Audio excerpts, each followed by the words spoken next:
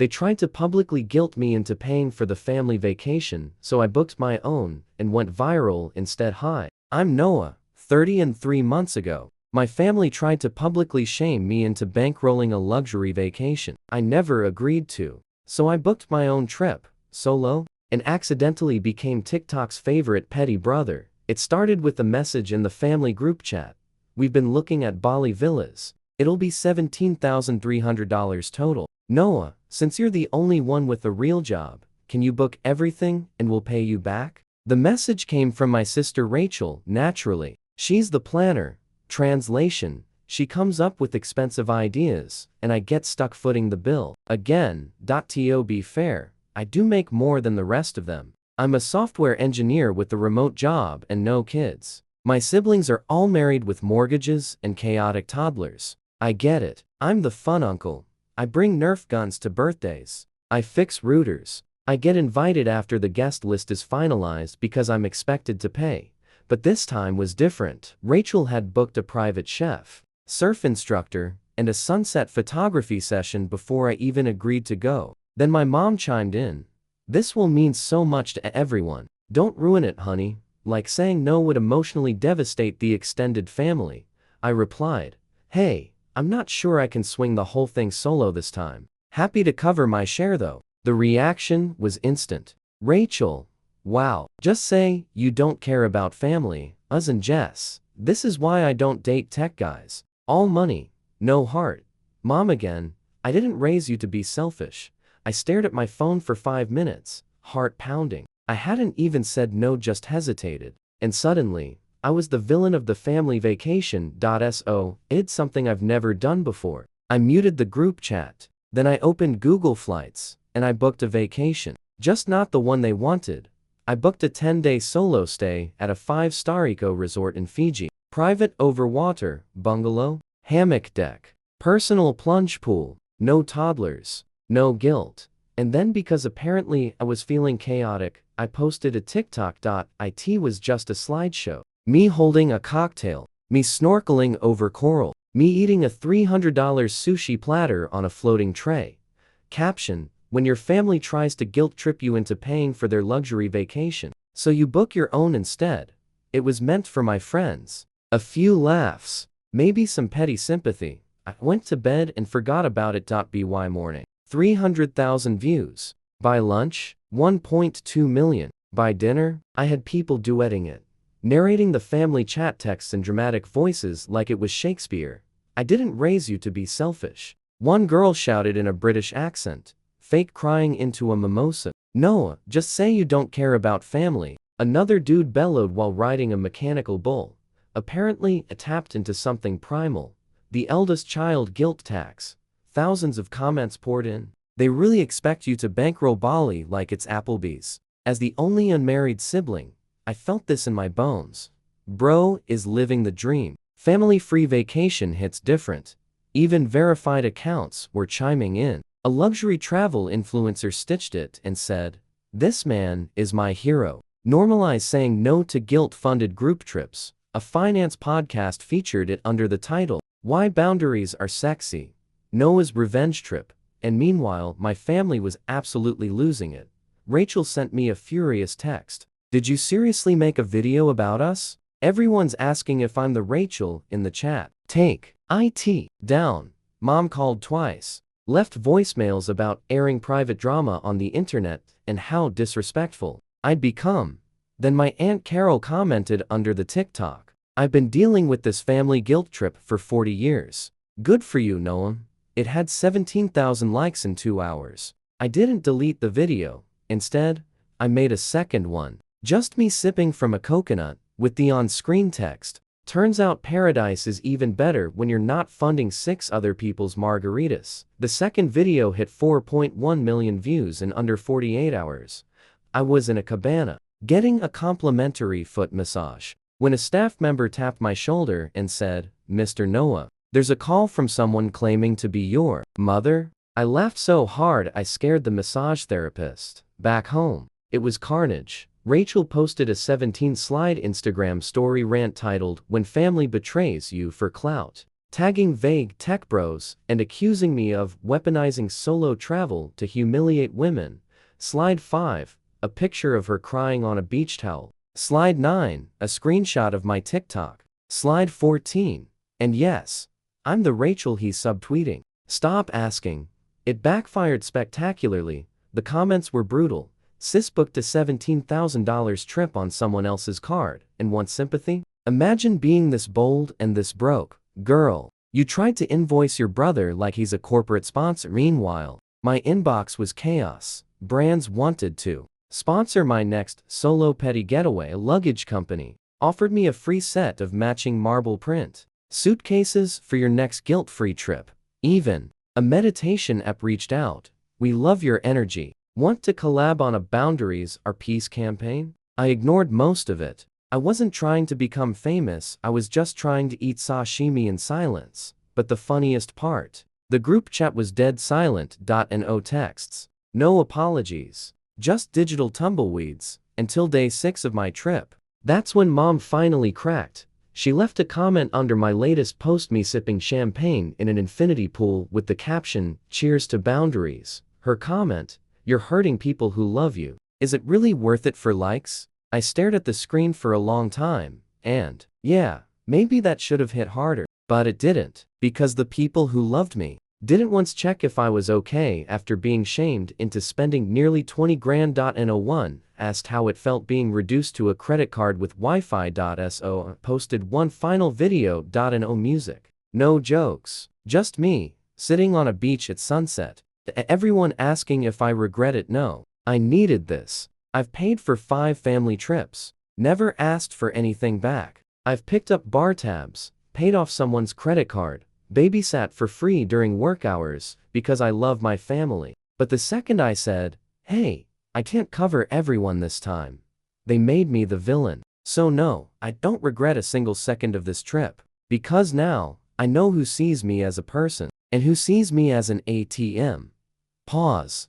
Also, the sushi here is fire. 10 tenths would book again. The video hit 10 million in 24 hours.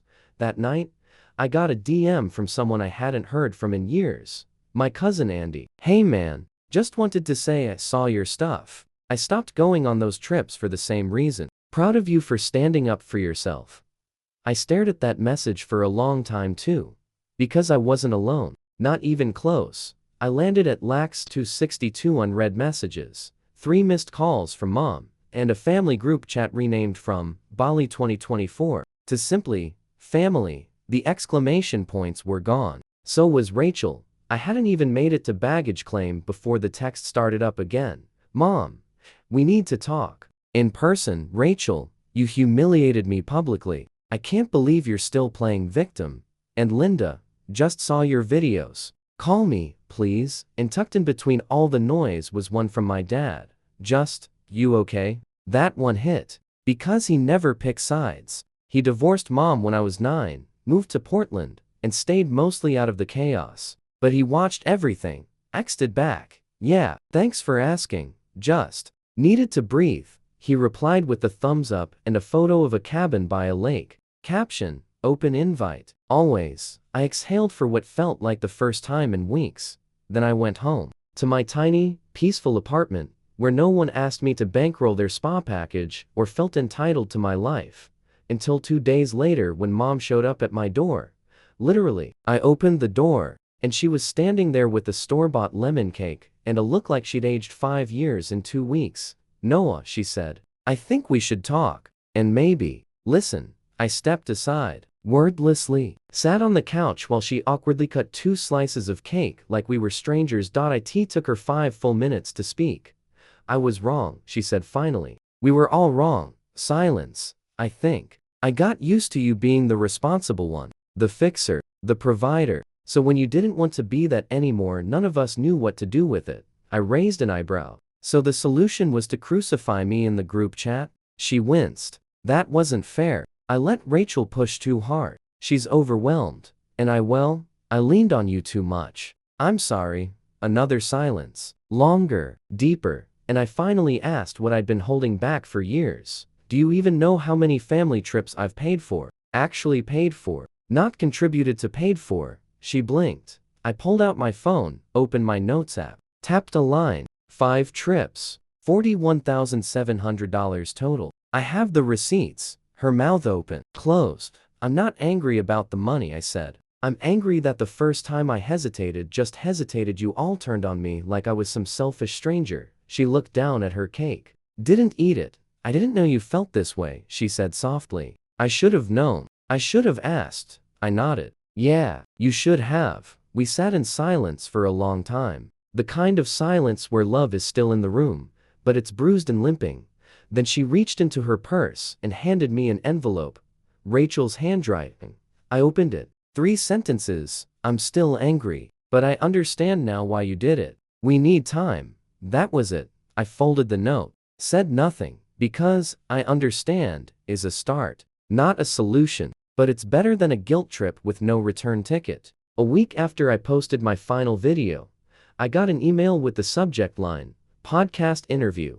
Boundary Breakers wants you. At first, I thought it was spam. But no, turns out, the hosts were 2 licensed therapists who ran a wildly popular podcast about family dynamics and personal growth. They wanted to do a full episode titled, The Golden Child Goes Rogue, a conversation with Noah.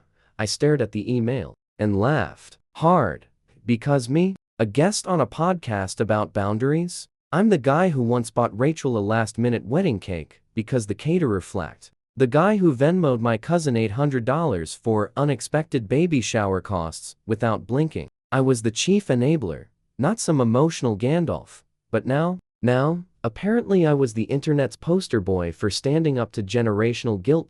So I said yes. We recorded the episode over Zoom the next day. They asked great questions. When did you first realize you were being used? Was there a moment where guilt gave way to anger? What would you say to people still stuck in that pattern? And for once, I didn't deflect with jokes. I just talked about how love can become entitlement, about how being the responsible one doesn't mean being a doormat with a credit limit, about how the scariest part wasn't the fallout, it was the silence before it. That deep, aching moment where you realize you matter less than the vacation.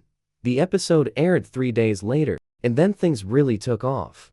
I got emails from strangers saying things like, "You said everything I've been afraid to say to my siblings for years. I canceled my family cruise today. Booked a solo trip to Iceland instead. Thank you." I didn't even know I needed to hear this. Even people from my own life started reaching out. My college roommate messaged me, "Bro, just listen. I remember your mom calling during finals week, asking for help with Rachel's wedding budget. You dropped everything." Guy I dated briefly a year ago sent a text. "Hey, just wanted to say I admire what you did. You deserve someone who values that kind of courage." But the most surprising message came from Rachel's husband, Evan. We weren't close. He always felt like he was with the family, but not of the family. Kind guy, soft-spoken, very into model trains. His message just said, "I'm proud of you, man. I wanted to say something for years. I couldn't, but you did. Thank you." It was followed by a picture of him on a solo hike in Yosemite. Just him. No kids. No caption. Just peace. I stared at that photo longer than I expected to. Because that was it. This wasn't about vacations, or viral videos, or petty revenge. It was about breathing, alone, on purpose, and realizing you're not the villain for wanting that. It started with the calendar invite, title, Family Dinner Peace Offering. From Mom. I almost deleted it. My hand hovered over the decline button like it was a detonator. But then I noticed the location, Dad's backyard. Neutral territory, weirdly. That made it feel safer. So I accepted. The night came. I wore jeans and a plain black shirt. No statement. No message. Just fabric. I pulled into Dad's driveway around 6:45. The same gravel crunch under my tires. The same wind chime by the porch that always sounds vaguely judgmental. Inside the backyard, a folding table had been set with paper lanterns, mismatched dishes, and a cooler full of LaCroix. It was trying to be casual, but it felt ceremonial. Dad gave me the nod. No speech. Just the nod.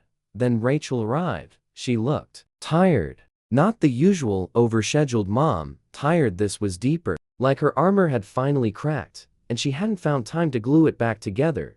She walked over with a plate of lemon bars. From scratch. That was our thing, as kids. We used to bake them together on snow days. Truce? She asked. I nodded. Truce. We sat at opposite ends of the table at first. Talked about weather, office drama, the toddler who flushed her AirPods last week. Safe topics. Then, halfway through dinner, she spoke. I was embarrassed, she said, looking at her glass. Not angry. Not really. I didn't like how close to home it hit. I raised an eyebrow. What do you mean? She took a deep breath. I saw myself in it. In you. The resentment. The pressure. And it scared the hell out of me. Everyone stopped eating. I'm the fixer in my house now, she continued. I take care of everyone. Evan, the girl's mom when she calls crying about her taxes. And somewhere along the way, I came mom. Guilt tripping. The one person who never asked for anything. Her voice cracked. I think I just hated seeing it so clearly. And hated that it took a viral video for me to notice. Silence. And then, for the first time in what felt like years maybe ever, we actually talked. Not shouted. Not guilted. Talked. I told her I hadn't meant to humiliate her. She told me she needed to be humbled. Dad offered everyone a lemon bar and said, "This is the quietest dinner we've had since 1997. We all laughed. Not everything was fixed. There were still bruises under the smiles. Still sore spots. No one dared poke too hard, but something had shifted. Like someone had cracked a window in a stuffy room and let the air in. Rachel walked me out that night. Before I got in my car, she pulled something from her purse, a gift card, for the exact amount the Bali trip would have cost me. Split 6 ways, she said. We all chipped in. Not because you asked. Because we finally understood. I blinked. You didn't have to, I know, she cut in. That's the point. She hugged me. Tight. Quick. Like it might fall apart if it lasted too long. Then she whispered. Next time you plan a solo trip, let me know. I might need one too. 2 weeks after the backyard dinner, I got a DM that made me spit out my coffee. It was from Voyager, a luxury travel brand with 3 million followers and an Instagram feed so perfect it could trigger a quarter-life crisis. They'd seen my videos, listened to the podcast, and now, they wanted to fly me out to Maldives for a solo wellness ambassador campaign.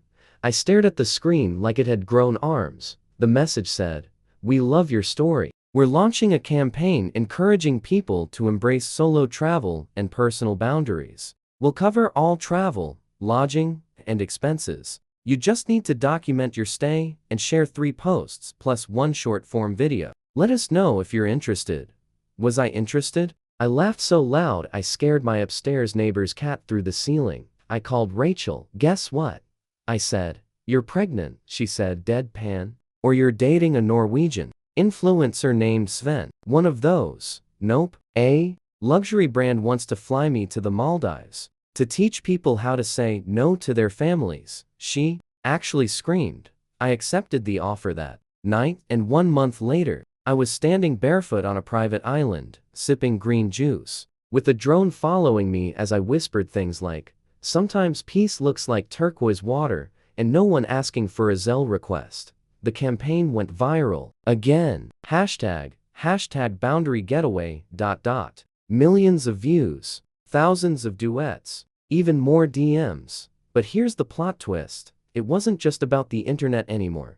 This time, brought someone with me. Well, not Rachel. Not family. Jess. The cousin who called me an emotionless tech bro in the group chat. Turns out, she sent me a long apology after hearing the podcast. I didn't know the full story, she wrote. I was projecting. Big time. Can I take you to coffee and hear the rest? We did. And somewhere between espresso and emotional unpacking, we realized we had more in common than we thought. She'd been the fixer in her friend group. Burned out. Resentful. We started texting. Then hiking. Then she asked, would it be weird if I came with you to Maldives? As a +1, not a plus guilt? Now, here we were. Co-creating content about peace, growth, and yes, lemon bars. Our final video together? Us clinking coconuts with the text, "Healing is weird. Sometimes the cousin who roasted you online becomes your sunset swimming partner." Rachel commented, "Okay, fine. I ship it." Evan liked it. Mom sent a text, "You look happy. I'm proud of you." And for once, there were no strings attached. 1 year later, was back in Bali, same island. Different reason. This time, I wasn't the reluctant bank account for a group vacation. I was the guest speaker at a wellness retreat called Boundaries and Balance. Wild, right? The guy who used to silently Venmo $800 for surprise birthday brunches was now leading workshops on how to say, "No, I will not cover the jet ski rental again." I stood on a platform overlooking the ocean, barefoot in linen, holding a coconut with my name carved into it. And in the audience, Rachel, front row. She wasn't filming me for TikTok. She wasn't even checking her phone. She was just there, listening, smiling. We'd been working on our relationship quietly, away from the spotlight. Small, real things. Texting just to say hi. Swapping recipes. Venting without judgment. We still had our moments. She'll always be a little intense. And I'll always ghost a group chat now and then. But we'd built something better than blind loyalty.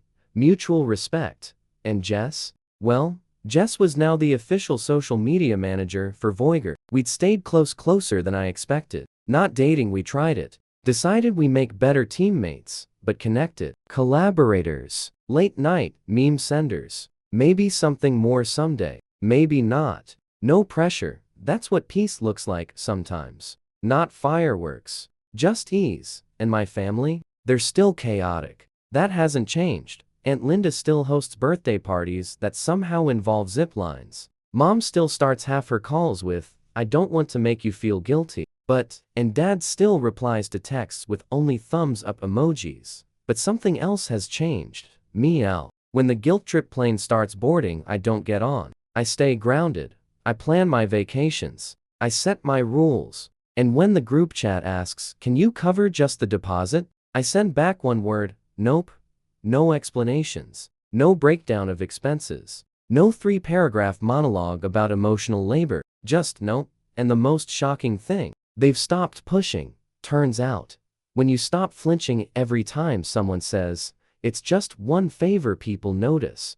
They adjust, or they drift. Either way, you're free. As the sun set over the ocean, I wrapped up my talk with one final thought.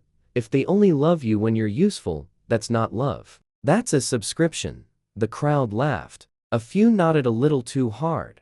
Rachel clapped. Mom texted, "That was really good, honey. You didn't even swear." I smiled, picked up my coconut, and walked off stage barefoot into the sand. Not everyone gets closure, but sometimes you get something better.